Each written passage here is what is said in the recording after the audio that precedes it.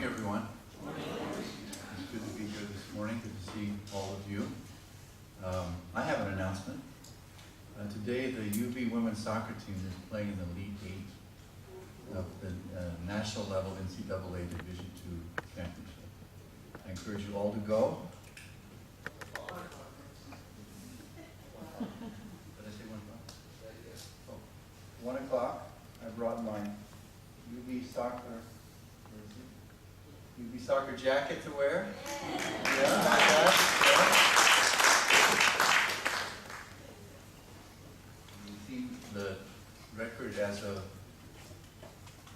yesterday, Friday. It was 21-1. That's the best we've ever had in the history of our team. We've never gone this far, so we're playing right here. If they win this game, they go to the semifinals on the national level. Yesterday, our women's volleyball team won their 4th straight conference title. Our women's gymnastics team is national champions 5 of the last 6 years.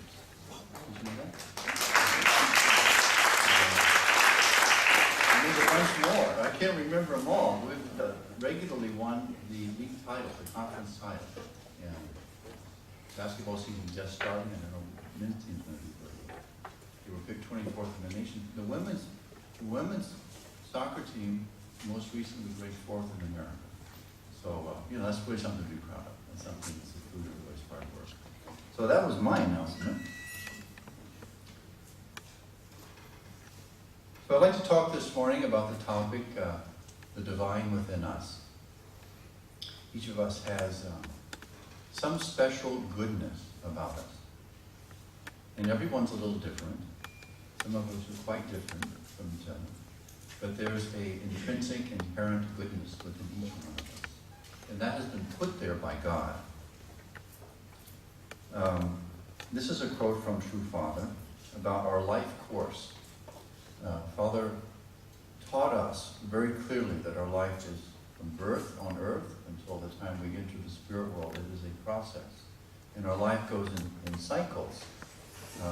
Father would often tell us, I remember meeting with Father in a gathering like this. He would meet with us, and he would talk about how in life there are ups and downs.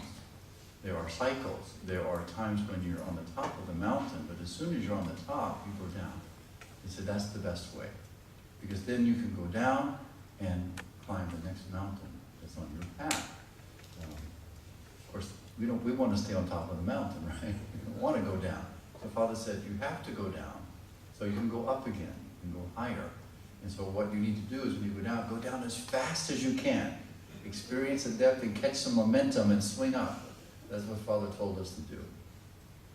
So in this quote, Father says, as a year consists of 4 seasons, in your life there is a spring-like period in which you receive a blessing, a summer-like period in which the blessing grows, an autumn-like period in which you bear the fruit of the blessing, and then a winter-like period of trial.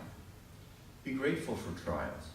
They come from the love of God to separate us from Satan. If you endure and overcome them, a spring-like period of new blessing will follow. And so that's a wonderful perspective to have, because I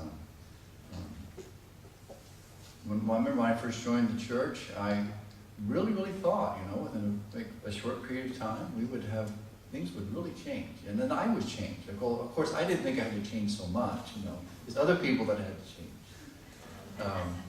What I learned, though, is that I'm still struggling with many things, and I still have a lot to do. So my conclusion is, at this point in my life, is that our whole time on the earth is a time of growth and development and learning and changing and development. When we think about what we'd like our life to be, we would like our life to be like springtime all the time. We think that that's really the glorious goal and the reality and the ideal that we would like to live in. Unfortunately, we have some brief glimpses of springtime. We have some wonderful blessing in our lives, but our life is interspersed with many seasons, even in the course of one day.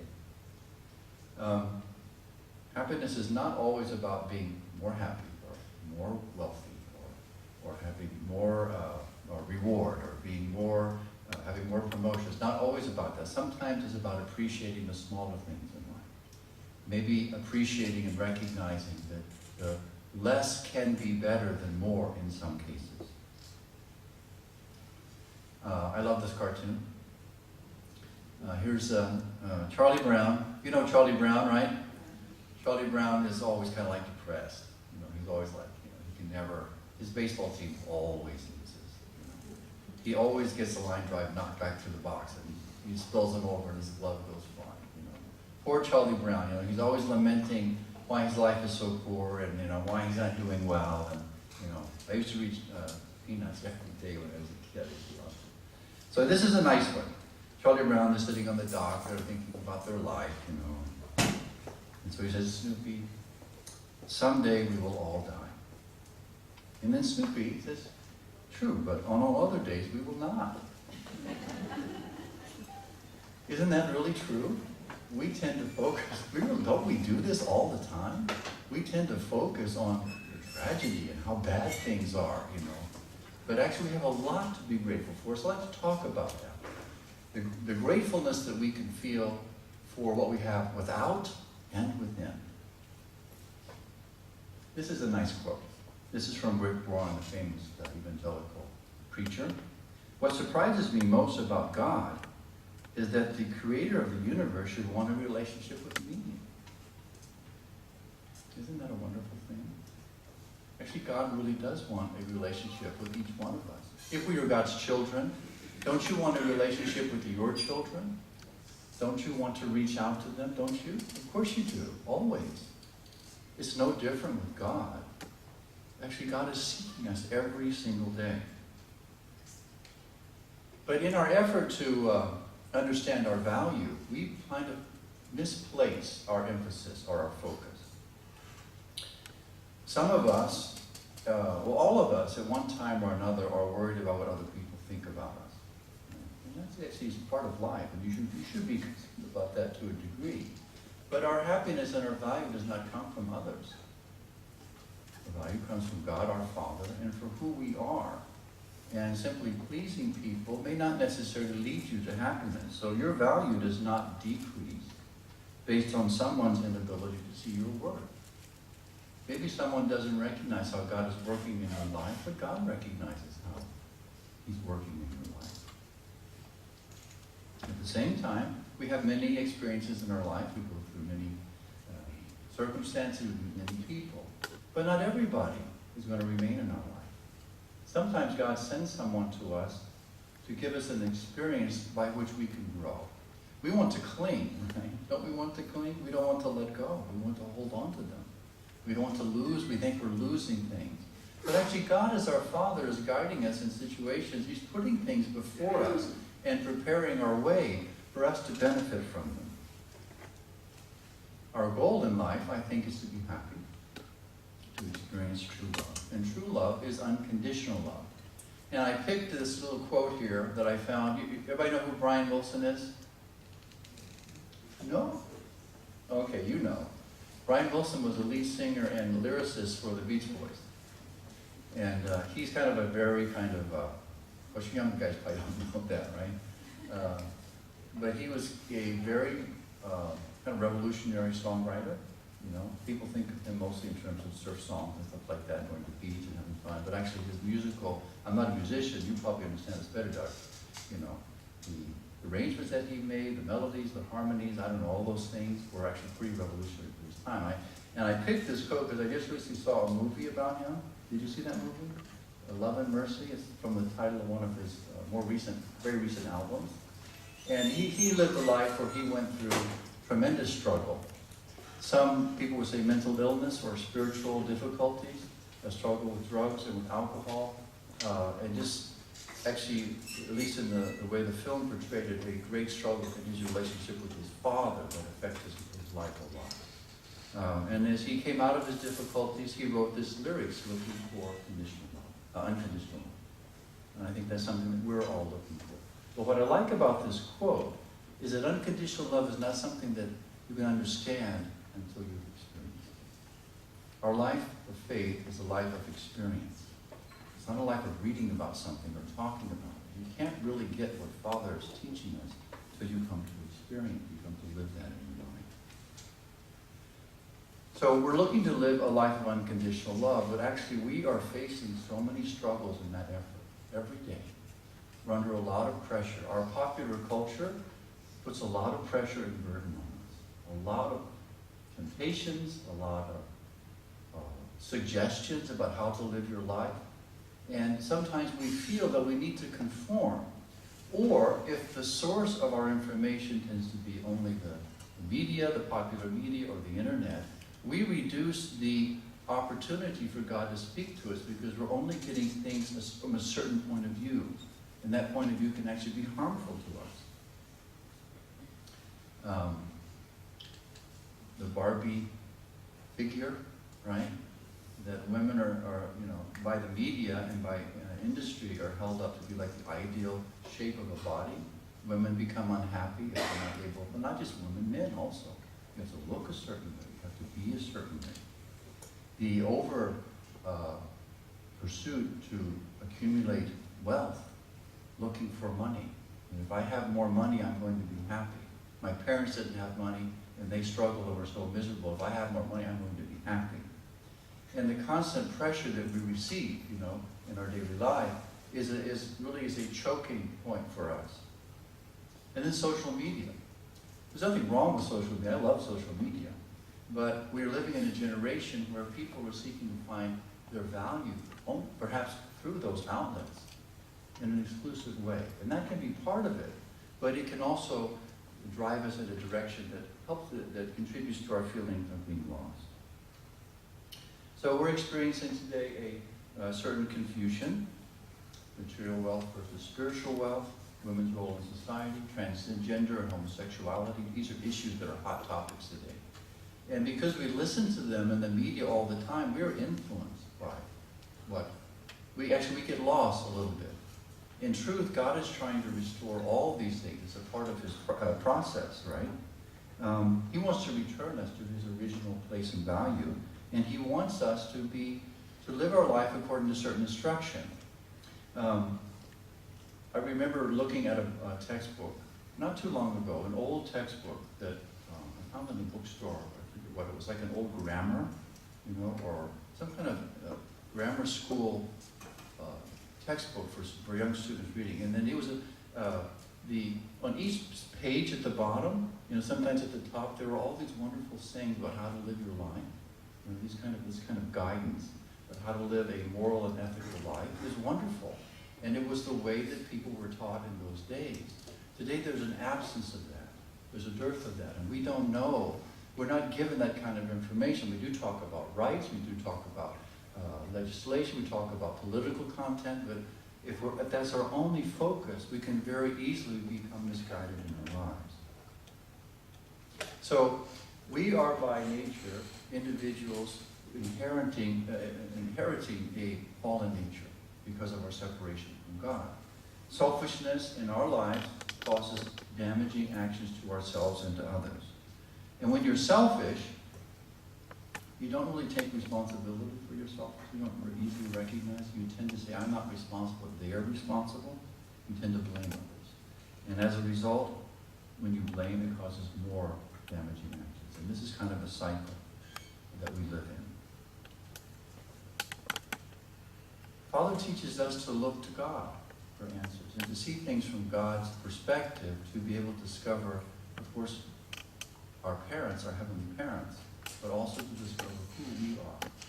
I remember years ago, before the Berrytown property became a seminary, we were involved in training sessions there. In fact, our whole movement at that time was retrained through the Berrytown experience after the missionaries were sent to 120 nations of the world.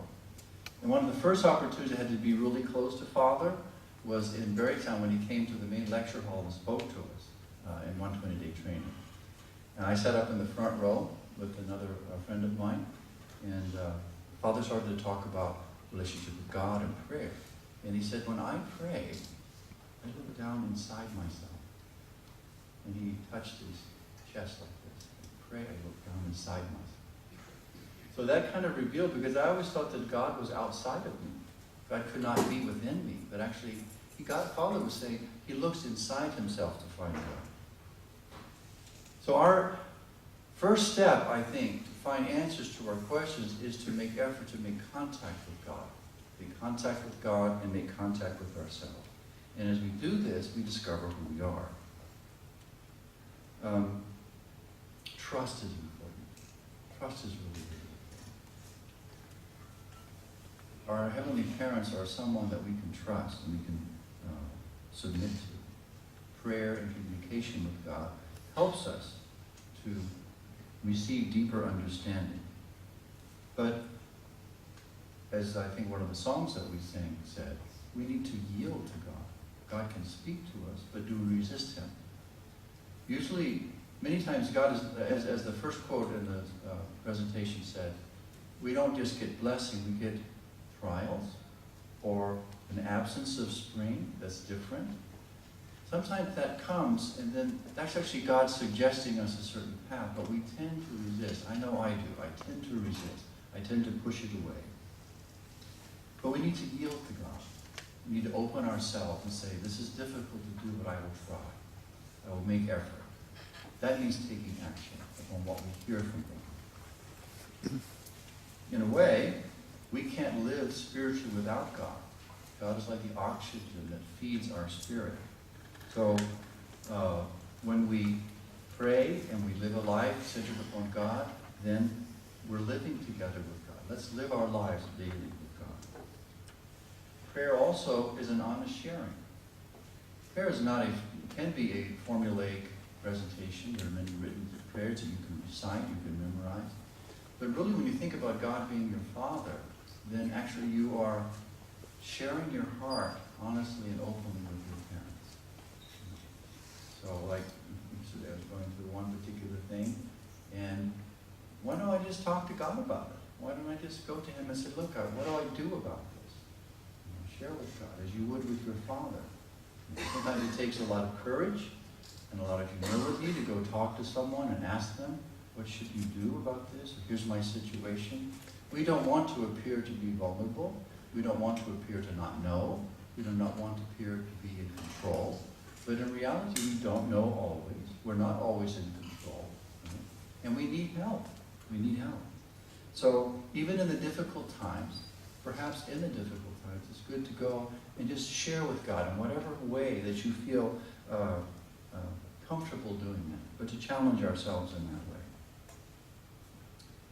And then let God work in your life. If we ask God, we invite him into our lives, and let's let him work in our life. Let him trust that he's working through us, and the circumstances that come before us we will find an answer. Things will work themselves out through a process. Be grateful. Let's be grateful for the things that we have. We have so much to be grateful for. It's not just that, that one day we're going to die. There's other days, right, that many blessings can come. Be grateful with our whole heart and express that gratitude. Express it to your family members. Express it to the people that you work with. Show in some way your gratitude for the blessings in your life, even though you may not have everything that you think you should or everything that you aspire to. Be grateful for the things that we have. The principle explains to us who we are. So if we want to understand that we are divine beings, we can look to the principle as a format. Then we need to take that to prayer and in action and discover that in our real experience. God is the creator. We are not the creator. We are a created being. And as created beings, we inherit the qualities of the creator. The painter and the painting. Right? We look at the painting, we see the painter. We know his nature. What we are is the fruit of God's effort. So in a way, we are a second God. We are the creation of God. Just like the Son is the extension of the Father, the daughter is the extension of the mother. In the same way, we are extensions of God. You're God's second self in this sense. That's a pretty amazing thing. We are God's child. So our divinity is within us. We are divine beings originally. We have that potential. It is there. It's within us. We can discover these things within ourselves. We have different aspects of our Shinjang, our deepest heart. We have intellect, we have will, we have emotion. And as we feed our spirit, we should seek out both to appreciate and observe and to manifest truth, beauty, and goodness. Right? So when we hear the music, when the band plays and we hear a beautiful song, then that beautiful song is an expression of God in some way. If it's an expression of truth or beauty or goodness. When we see a beautiful flower, that's an expression of God in another form. As we develop our life, then our mind should be centered upon truth, our actions should be actions of goodness, and our emotions should be appreciative of beauty. Father teaches us so clearly to live for others, to live and serve for others. And in this way we uncover our divine nature and we develop our divine nature. We're a little seed. That little seed can grow, it can develop, it can prosper, it can be nurtured, and become greater than what it is over your life experience. But we do this through actions. These are the conditions that we set. We do this by loving God, by loving all people, by loving all things, and loving our enemies. In other words, living our lives more publicly. Trying to think how we can do to contribute to the greater good. And discovering that in that effort, we actually can help. Maybe not in the same way that everyone else does. Maybe your expression is a little bit different than someone else's would be. But we do contribute. We leave something positive in everything in our life. And as we do that, we discover this is where we feel happy. We don't feel happy in our room lamenting, our sorrows, although we do that a lot, right? We're actually happier out giving of ourselves and sharing with others what we feel to be something that we have to offer. And as we do that, we discover we have more things to offer. And we gain confidence in ourselves. And we become like our father and our mother. Just exactly like them. So in our family, our goal is to develop and become individuals who are good children. We learn from our parents. We love our parents. We receive from them. We follow them. We want to be able to be good to our brothers and sisters. We want to be able to care for them and support them and guide them and be a good model for them. We want to be good husbands and wives to each other, right? This is not easy to do. None of this is easy to do, but that's our goal. And overall, we want to become like God in the sense that we want to develop a heart of a parent, of a true parent. That means living and loving and serving with unconditional love those around us. That's really what parents are, living and serving and sacrificing. Right? All of you who have children know that, and all of you who are children, which is all of us, know that about our parents. That's what touches us most about our parents. Recently I had an experience, I was at a conference relatively near to where my hometown is in Kansas City, so I could go home and see my brother. We watched the Royals in the World Series. Great. How about that? There's only like one Royals fan here. So I got to see him. That's actually really, really nice to go and spend some time with him. When I was there, I was doing some university business, but on the way to that, I was able to, both my mother and father were spiritual. And of course that was hard. That was 2 or 3 years ago. They passed 1 year after the other. And I had not been back to the gravesite since my father's passing. My mother passed away first, and a year later, almost exactly a year later, he passed on. And I went to the gravesite, and I wanted to visit, and I wanted to pray there. And I was actually really surprised, because I just overcome with tears. I was just overcome with tears. You don't expect things, until they happen, but they're blessings. And I told my dad I was sorry. I'm really sorry, that I didn't do more for him. Didn't help him more. That I didn't, in my mind I'm thinking if I had done more to convey to my mother and my father about true parents, they would have understood more. Their attitude would have been different. Not that it was horrible, but it could have been better. So I just cried. I cried my heart out. I surprised myself, but that was in me. I had some regret in me that was burdening me, even when I wasn't so aware of it. I was able to express that, and I hope that I can resolve that. But it goes to show you that while we're on this earth, there are so many things that need to be worked out. Right? We have the ability to do that if we're courageous. Sometimes we're not so courageous. Sometimes we hide a little bit, hold back. Or we don't know how to do it, so we need to ask someone's help how to do these things. We don't know how to express, I'm feeling this about you, or are you feeling this about me? Or I did this and I'm really sorry. It takes a lot of courage to do that. Right? It's so difficult to do that. It's easy to give good news. It's hard to give not so good news. It's tough. We have some of our church leaders and some of our university leaders, and some of you have responsible positions in your area of activity in life. And when you have some subordinate that is there that maybe is not doing what they should do, it's so difficult sometimes because you love them. You want them to do well, but it's actually good. And if you commit the sin of omission of not saying that or not guiding that way, actually it's to their detriment and the situation doesn't get resolved. God needs us to do those kinds of things. God really needs us for someone to speak through to us because we can't hear his voice. So when God is, when we're hearing these kinds of messages or experiencing these kinds of situations, I think I'm learning that actually this is God's mercy. This is God's support. This is God teaching me. Am I willing to listen or not is another thing. I want to be. The more I'm open, the more possible it is for my ears to get unplugged and to hear more. My heart is open, right, to receive that. Or am I just walking around with this conversation in my head, blaming other people? I want to do that. How come we did that? We do that a lot, don't we? Don't we do that a lot? We do that too much. We do it a lot.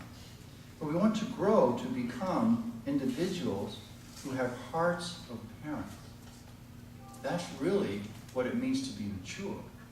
And that's the full expression of divinity within us.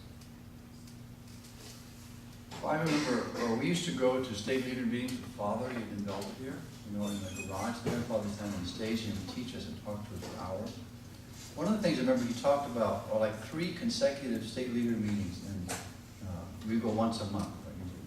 And he talked for 3 consecutive months about the stages of spiritual judgment. This is in the New Hope talks. So that's a nice little place to look for it. He talked about when we evaluate our lives, when we think about what we've done with our lives and what happens to us when we finish our physical life, there are 3 kind of areas that we can look to.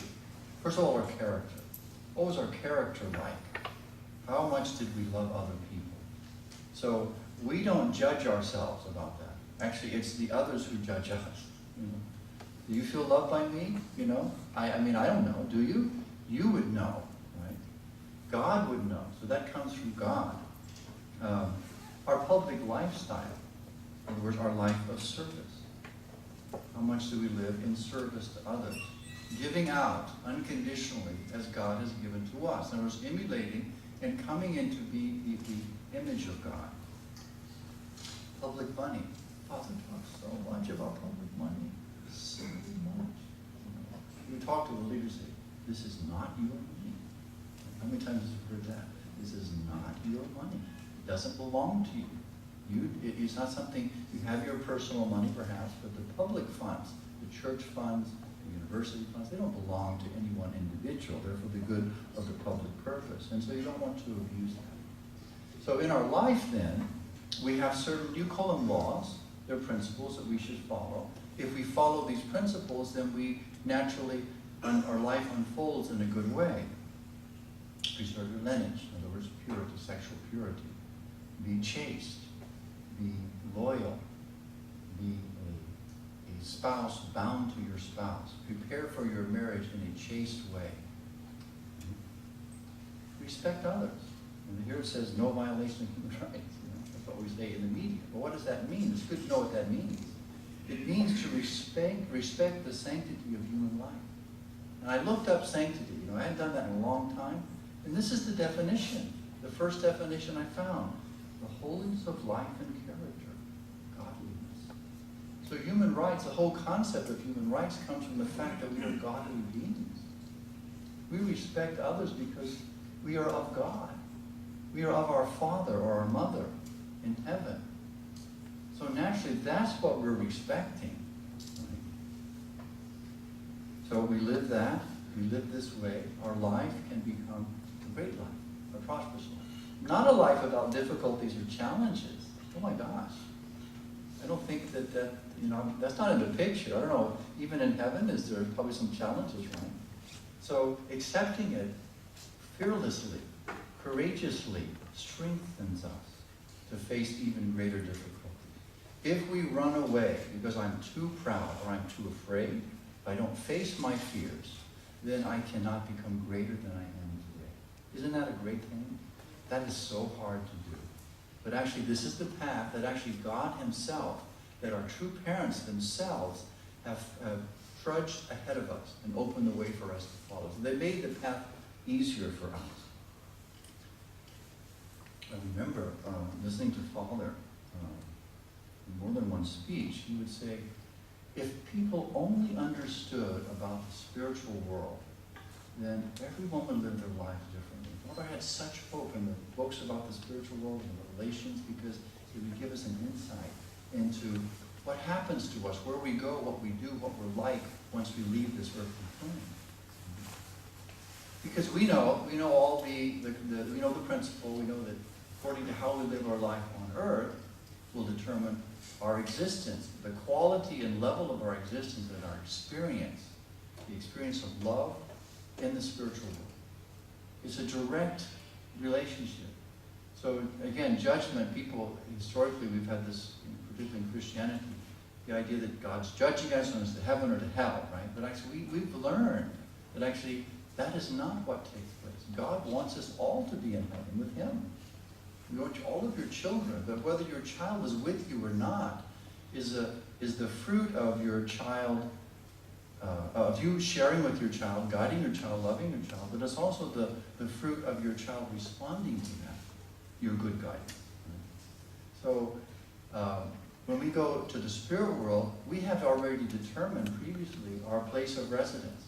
We may not know what it looks like, but internally we have set a certain reality, a certain quality of life. Mother says here, always be aware that your life on earth is temporary. After we complete our physical lives, we will ascend to the spiritual world. In that place, we are not measured by our wealth or power. We are measured simply by our capacity for true love and the extent to which we lived our lives on earth in service to God and humanity. That's kind of like, so much of the principle is kind of like intellectual, in theory and stuff, but this is life. How much am I living every day doing? Okay. So I want to do the dishes or not. Right? Simple example. I don't do dishes. Okay? Is that the expression, of, I don't know, someone who's loving and serving and kindly, Of course, we don't always have to do the dishes, but our disposition to do those kinds of things, right, is what is telling of our character. So we know this. Is heaven a place we seek or are we sent? No, it's a place we seek. Our lifestyle helps us to develop our quality of life. It makes us a citizen of the kingdom of heaven. But I have a couple little graphics in there that I think are important. We talk about loving our enemies. We really have to love our enemies. We really, really have to love our enemies. And it's difficult. Jesus taught us that. Love your enemies and do good to those who harm you. But we also have to love ourselves. We're not always conscious of it, but we're thinking badly about ourselves. Guilt and shame and those kinds of things burden us. Oh, but I did wrong, so I should feel that. Yeah, you should probably feel that. But it doesn't define you. You can pick yourself up. It's not exactly the same thing, but Father would tell us, when you're down and depressed, go out and pick the biggest bully, biggest Satan, he'd say, and fight him. And if he knocks you down, just get right back up.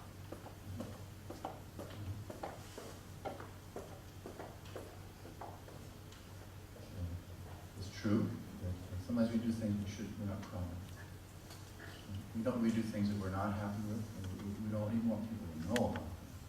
But on the other hand, we have to be courageous, right, to see ourselves as God sees us. Ask God, how do you see me? And ask the kind of shame and guilt that's overburdening to be removed. It's like taking a bath. Go use some soap and get that off. And then let yourself, your spirit shine through. So this sounds obvious, right? But actually, if you want to receive, you have to ask. Somebody in one of the sermons the other day, where I was doing this, just ask the spirit world and they'll come and help you. Just ask. But do you ask? Sometimes we think we shouldn't ask because that's being selfish. But actually, for a public and greater good, we need some help here. Hey, come on. We need some help. We've got to get this university going here. Come on down and help us. I do that a lot, And that's not for me. That's for a greater good. But you have certain questions about things. In your relationship with your son, for example, or with your daughter, you can ask about that and you will receive. Seek. You have to seek. We kind of just expect that things are going to be given to us, right? We just kind of think that things are going to fall in front of us, or we wish they would. But you got to really go seeking. So, do you remember when you played hide and seek when you were kids? Remember that? That's fun, right? I don't know in other parts of the world, but in America, we have a game called hide and seek. So there's like 10 kids. One kid kind of closes his eyes and stands against a tree and counts to 100 or whatever. Everybody else runs away and they hide. That was like the most exciting game, really exciting game in your neighborhood when you were kids. Everybody loved to play hide and seek. Everybody loved it. And you would just, if you're the one seeking. You're seeking. You're looking around. You're trying to find them, and you have to cover the home base because if they touch home base, they're home free, right? And you're just looking. You're just looking around, trying to find that person. Right?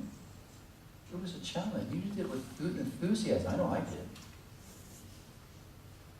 Or like Easter, when your mom or your dad hide Easter eggs, you really want to find those Easter eggs, right? And so, you say, are you ready? Can we go? Can we look? Can we find them? And you're just ready to go and get those Easter eggs, right? Sometimes, when you're a kid, your determination lasts only 5 minutes. Give me a hint, where are these? Are they here? Am I hot and cold? Right? But you're seeking. If you seek with that enthusiasm, good things happen. But we're not even sometimes seeking. We're just kind of hanging around, I know I'm just kind of hanging around a lot, If I don't seek and make effort, I can't get reward. And this is what Jesus is trying to teach us. So a part of this is overcoming our fallen nature. And in one of the presentations in Original Divine Principle, I saw this slide. And they term it ill-temperedness. I think that's a pretty good term, We have fallen nature that we need to overcome. But all of this kind of comes down to overcoming your ego, overcoming yourself, letting go of your point of view, accepting others, and then accepting the direction and following.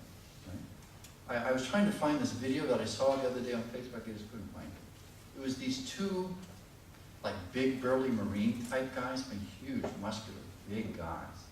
And I don't know if this was like a training film or what, but these two big, I think they were former special services type guys, and what they were trying to do was give leadership training. And so they were talking, but on the screen would pop up the words that they were emphasizing, and again and again and again say, if you want to be successful, you want to do well, you want to be a good team member, change your mind. Let go of your ego. Don't hold on to your point of view. That's what we do. We resist so much. And here's these big guys, I was kind of impressed by it. That's what they were trying to teach us, to be humble, to be obedient, to be following, to be submissive. These are guys who are out in the field, fighting the war. But that's how they became good team members. That's how they became good leaders. I thought it was great. And then, again, spiritual food. This is something that we need all the time. When Jesus says to his disciples, feed my lambs, what was he telling them? Feed them spiritual food. We also need to take our daily diet of spiritual food. Reading God's Word, experiencing and living a life of prayer, trying to overcome ourselves through that process, living for others. In this quote, Father says, there are good minds and bad minds. You may think that your mind is good, but it is not necessarily true. Some of you are very much influenced by evil and others more by goodness. There are all types of minds because of the fall of humankind. What is of utmost importance, therefore, is to start looking for your 0 point and try to tune the gate of your mind to God. In other words, as you practice your faith, it is important to find out when the gate of your mind opens. Then you have to adjust it to God. And this actually takes a lot of effort, I'm sure. Father would talk about praying, calming yourself, listening, expressing yourself. Father said, once you know the taste of prayer, you want to pray. Once you get the taste of prayer, it sustains you. So through prayer, we can discover ourselves. So in conclusion, I think we all believe we're on a pathway to heaven. Heaven may not be getting here as quickly as we like, as we want, but it is only the direct result of how much we have changed ourselves and how much we have done for other people. That's the true key, I think, to judge where we are and how long it will take. Father never said it would happen in his lifetime. He said if you don't, it could be prolonged. That's what he always told us. So how much we actually live and give of ourselves, this is going to help us to discover in our return to God, our own divinity. And I really think that we need to appreciate ourselves as divine creatures and appreciate that divinity in others. Respect the sanctity of life in other people from God's point of view under that plan for creation. If we do that, we naturally will be blessed and God will be with us. Humility is important. Sacrificing our own point of view is terribly important. Respecting and serving and loving others in every day of our life can only contribute to the greater good. That's, I think, what has inspired us when we met True Parents many years ago. It's what continues to inspire us today. We're not free of these struggles. I don't know if we ever will be. But Father is teaching us, Mother is teaching us that this is the path. So I thank you for your attention this morning. I'm very happy to be able to share.